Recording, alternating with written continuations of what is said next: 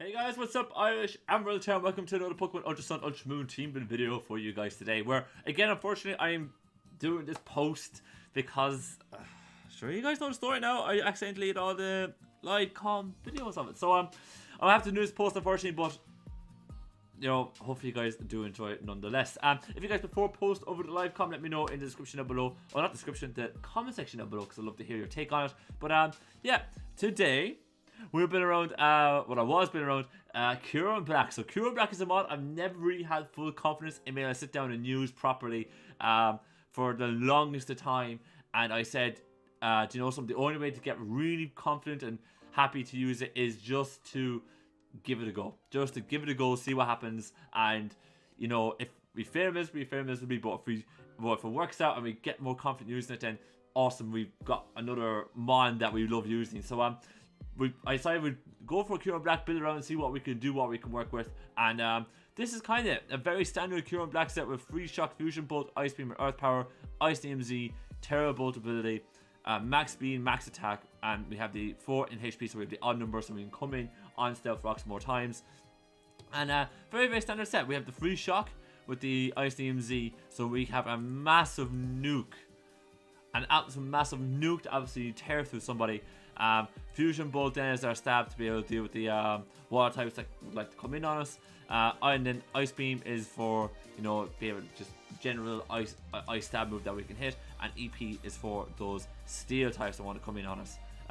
So this is kind of the basic moveset here. Very standard moveset. And you know, we pretty much want to bide our time, wait for the opportunity to rise itself where we can just click the Z, Free Shock, and we're golden. That's what we're basically looking for here with Kyurem-Black. And really looking forward to actually using it and giving it a bit of fun.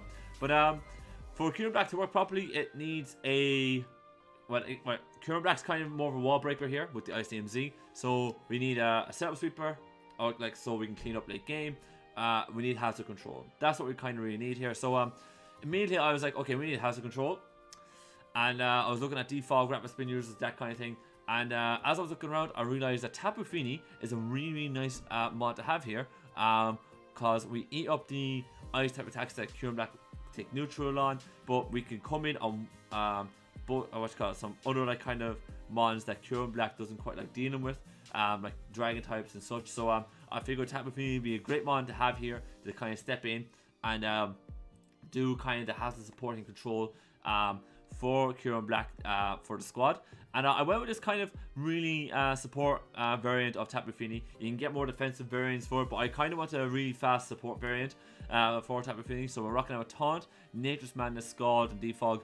I was running Moonblast for the longest of time, but the more it kind of looked on our squad as we were building, the more I realized we need Scald more so than anything else, because we were having, like, you know, we had Ferrothorn that's doesn't quite like fire types, and that was kind of one reason. Said, right, if we don't have Ferrothorn, then if we can't Ferrothorn, then I need to have Scald and Moonblast. We can deal with it. We can deal with not having it, because Nature's Madness will do 50% to someone who's full, and we can get a nice chip there on anyone offensive who wants to kind of deal with us. So so we're rocking out with Taunt to stop like the slower bulkier mons from healing up or setting up hazards or going for toxic, that kind of thing. So that's really nice. Nature's Madness to break through mons, bring down to like 50%, whatever, like that kind of thing, because we do half of the target's current HP.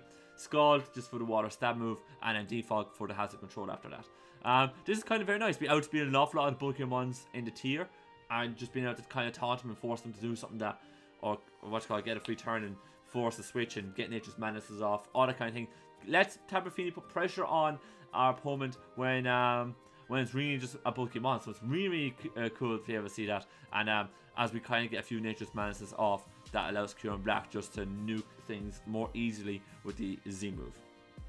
After that, I figured, right, okay, we better get a steel type here to complete this fire. The Steel Fairy Dragon, or the Steel Fairy Dragon core. So get a steel type, work our way, see if we can work something around that. And I kind of looked at Ferrothorn, and then I realized if I get Ferrothorn, I get a grass type, and then I only just need one more mod to get a steel, fire water grass core as well. So I was like, yeah, this sounds really nice. So I went with a very kind of standard kind kind of Ferrothorn set here with a bit of Spadef bulk and max HP and a bit of physical, regular defense bulk as well. You find a set all around the place. It's very, very common. I'm rocking out a Stealth Rock, Leech Seed, Power Whip, and Gyro Ball. No Toxic Protect shenanigans, anything like that. I think that's just too slow, too passive.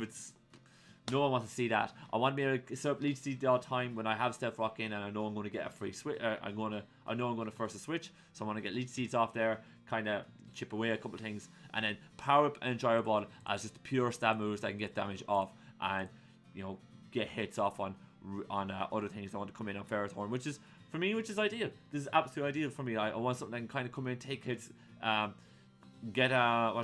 in, take hits, get our rocks up, that kind of thing, and it completes what I think is a really, really nice and tasty Firewater Grass Core. So very, very happy with Ferrothorn here. Hopefully it can do the work for us. Next, after I was thinking, right, okay, we have a nice bit of bulk here with Tapu Fini and Ferrothorn. Let's have a look at offense. Let's have a look at what we kind of really need. And as I was saying at the start of the video, a setup sweep would be very, very nice, but also something that can kind of come in and revenge kill a couple of the faster threats in OU, such as Tapu Koko and the Greninja and that kind of things. Stuff that can kind of come in on those faster threats and put a lot of damage onto them would be very, very nice. And I kind of looked at Infernape and I was like, something? A Choice Scarf Infernape does the work for us here. Because we will be able to outspeed those kind of faster threats, and then we'll be able to kind of revenge kill a couple of things off, and it gives me a pivot. I have a U-turner here too, so I was like, something? A fast U-turner that can come in and revenge kill nicely. Give me some of that. So we're rocking out Flare Blitz, Close Combat, U-turn, and Gunk Shot. Max speed, max attack, Jolly Nature, very standard kind of Choice Scarf variant. Flare Blitz, Close Combat are 2 stab moves. U-turn for the pivot action. And I was kind of going back and forth.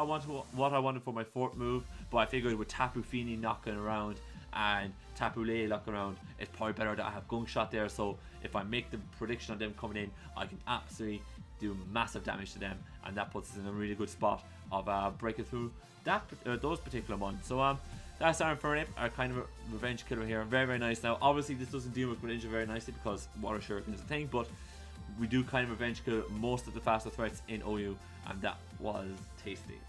After I was kind of looking at a South Sweeper here and trying to figure out what would be nice, what fit on the team very, very nicely. I kind of looked at our squad and I was like, I was kind of looking through everything. I was like, I don't really know what really fits here. And I just kind of looked at Zygarde. I was like, we don't really have an ice weakness here.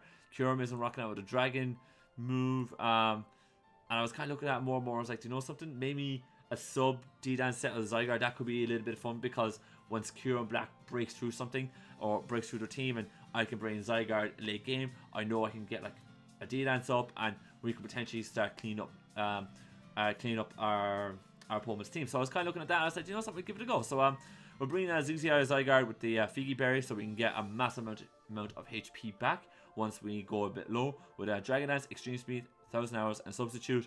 Basically, Substitute is going to force the when we force the switch, we go for sub. D-Dance is to be able to kind of obviously set up and pick off Mons, and then we went for Extreme Speed and 1000 Hours. I didn't go for Dragon Step after because Outrage wasn't the nicest move, but I figured 1000 Hours would be very, very nice because we have likes of Celesteela and Skarmory that kind of are a little bit of a nuisance to my team other than Infernape, and I was like, not a big fan of that, so giving me that 1000 Arrows spam and Extreme Speed then just for the priority. That's kind of set here.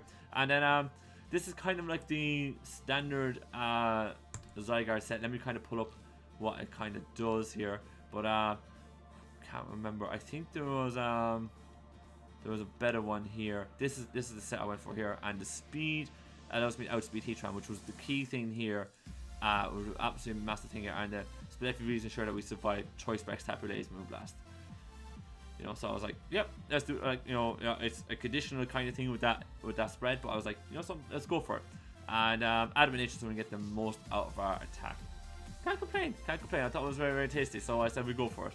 So there, I was kind of happy with the team. I thought we had a really nice solid 5 Mons, but Greninja was a massive problem for my team. Massive problem for my team. Tapu Koko less so, but kind of look at the Mons. Greninja was a massive problem.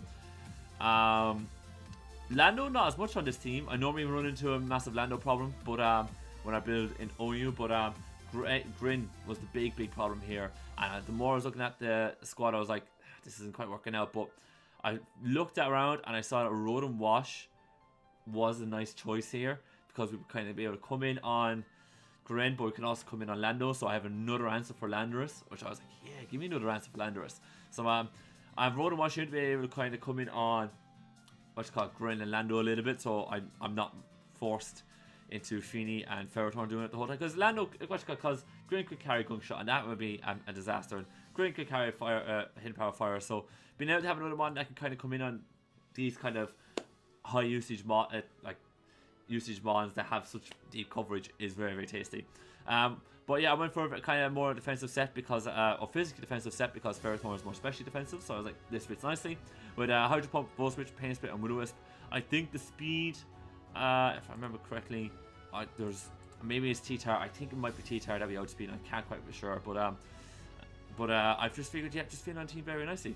So I have Hydro Pump for stab, Volt Switch for switch initiative, Pain Spit so I can get a bit more health back and it allows Rotom Wash to live a little bit longer. Could have gone Thunderbolt, but I figured, you know, Pain Spit was a bit better, and a Will-O-Wisp just for the status that we can get when we're forcing switches and all that kind of fun stuff. So I could have gone Defog there and maybe have Moonblast and Tapu Fini, but I was like, you know, I prefer Will-O-Wisp here because I felt like Tapu Fini got more of a chance to do Defog, because we get a lot more, we put a lot more pressure on taunting with Taunt on our opponent's side for me to get a free Defog off, compared to Rotom, who doesn't exactly get free Defogs particularly well compared to Tapu Fini. So I was like, yeah, we'll be fine. And I think I'll go with Rotom Wash over some of the other ones I've knocked around because of the Volt Switch, and I didn't really have a grass weakness. If you look at my team, not much of a grass weakness there, and I was like, yeah, and not much of an electric weakness either. So I was like, yeah, no, so I'm kind of happy enough to go for Rotom Wash and see what happens, you know. And yeah, guys, that's the kind of squad. Hopefully you guys enjoyed the team builder. Again, I apologize that it's not live, but hopefully hopefully I won't make the same mistake again in future ones. I have one more team builder I gotta do for you guys that's going to be post, and after that I'll be back to the live ones, unless you guys prefer the post ones. I'll do post ones then instead. But yeah, guys, I'm going to wrap it up there today. If you guys enjoyed today's team building video, please click the like button down below for me. If you guys got any thoughts on today's team, it would be good, bad, and if you let me know in the comment section down below. And if you want to see more Pokemon Ultra Sun, Ultra Moon team building videos coming you guys' way, or more content in general, please smash that subscribe button down below for me and click that bell icon. On that note, I'm going up out of here. As always, thank you guys so much for watching, and I'll see you next time.